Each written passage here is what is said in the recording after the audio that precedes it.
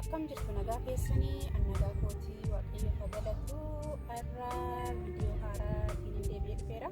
Har'a wantoota kanaan dura agarsiisurraa addadha. Maasii qonnaatiin sin bobbaasa. Naannoo kana lafa qonnaatu jira. Lafa qonnaa jira kun ta'e namoota fudhatanii yeroon kun yeroo itti waa facaasanidha waan ta'eef namni hunduu waa faffacaafatee jira. Qoqqooddatee jechuudha. Kana fakkaataa baay'ee bareeda naannoon isaa lafa qonnaa fakkaataa baay'ee namatti tola. Ilaalaa itti bashannanaan jedha. Kana facaafatee jira. Gosoota garaagaraatu as kanatti argamu. Isaan kana keessaa lakkisa tokko tokkooni.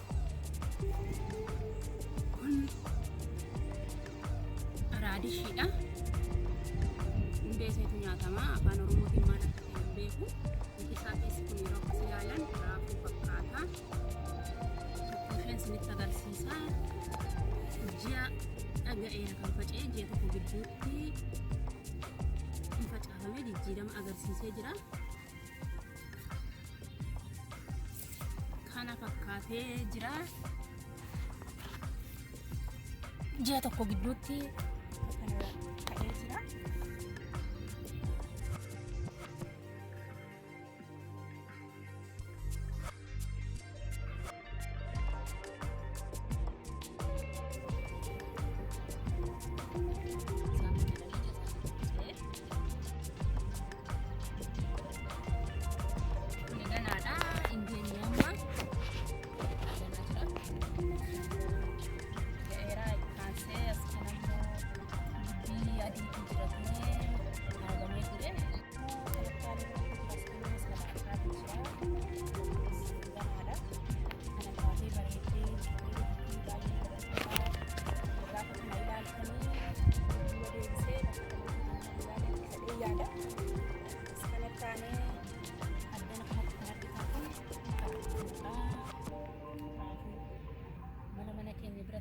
Beekne hin jirru yaada hundi keenya raafuun as kanatti facaate kunis kana fakkaatti akka kana ta'aniiru ji'a tokko gidduutti akka kana ta'anii jijjiirama agarsiisanii baay'ee dafanii gidduutti saffisaanii baay'ee nama ajaa'ibaa kana fakkaataa kanatti daawwachiisa jedheeni itti bashannanaa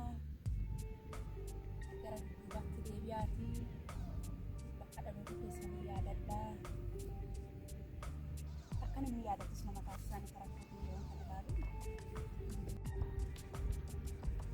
Ammas as kanatti kan biraan isin agarsiisa. Yeroo tokko guyyaa tokko dhaabbatanii inni sun kan dura isin agarsiise faca'ee biqilee kun immoo biqiltuu isheetti dhaabbate. As kanatti kan argitan kun birookooliidha. Baay'ee babbareedee goommana fakkaataa akka kana ta'ee jira. Amma kana akka kanatti bareedee jira goommana fakkaataa irra isaa keessatti gana birookooliin kanarraatti ganarra keessatti godhata.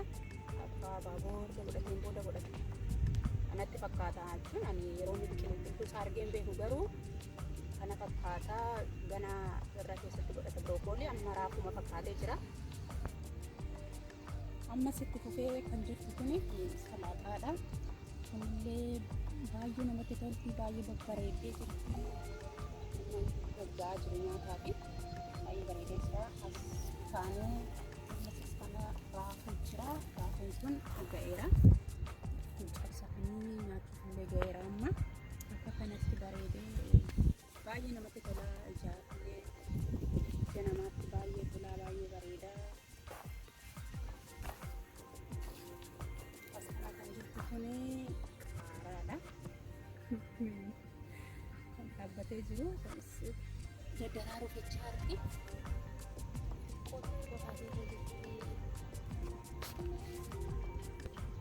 Taasisee kan jiru kun as kana ammas timaatima jira.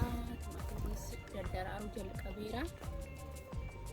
Dhugaa dubbachuuf baay'ee bareedu baay'ee namatti tolu. Lafti isaatti tolee jira. Baala isaaniitu mul'isa akkatti tolee jiru.